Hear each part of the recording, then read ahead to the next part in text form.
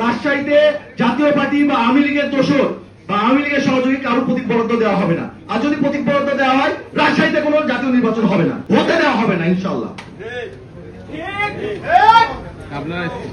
আমার একজন আলী রায়হান ভাই হারিয়েছে, আমার একজন সাকিব আঞ্জুম ভাই হারিয়েছে, তাদের রক্তের সাথে আমি বেইমানি করতে পারবো না। আপনার এই কথাটি বলার আগে আরো অনেকগুলো স্টেপ ছিল, যেটা 11ই ডিসেম্বর যখন আমাদের তফসিল ঘোষণা হয়েছে, এরপরে এটি আমাদের চতুর্থ স্টেপে আমরা কাজ করছি।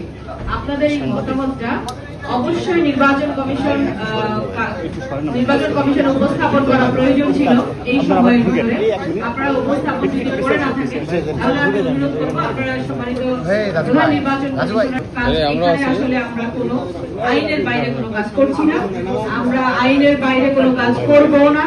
এবং আমি জানি এতদিন ধরে আমরা রাজশাহীতে আছি, রাজশাহীর জনগণকে এই ক্রেডিটটা আমরা দিতে পারি যে তারা সমস্ত আইনের পক্ষে কাজ করে এবং আমাদেরকে সর্বতভাবে সহযোগিতা করেছে।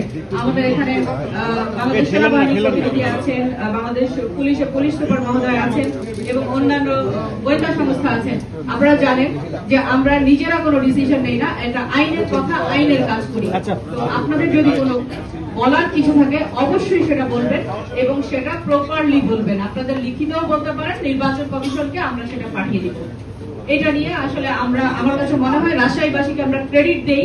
আমরা যারা বাইরে থেকে কাজ করতে আসি, সেবা দিতে আসি, রাজশাহীবাসীকে আমরা বলি যে আমরা কতটুকু এফিশিয়েন্ট জানি না, তবে রাজশাহীর লোকজন খুবই ভালো এবং ওনারা সহায়তা করছেন সর্বতভাবে। এই বিষয়ে এই মুহূর্তে আপনাকে আমি কোনো সিদ্ধান্ত দিব না, ইসি থেকে সিদ্ধান্ত আসলে সেটি আমরা জানাবো। এবং আপনার যদি কিছু বলার থাকে দয়া করে আমাকে একটা কাগজে লিখে দিবেন, আমরা ইসি কে আজকে এখনই ফরওয়ার্ড করবো।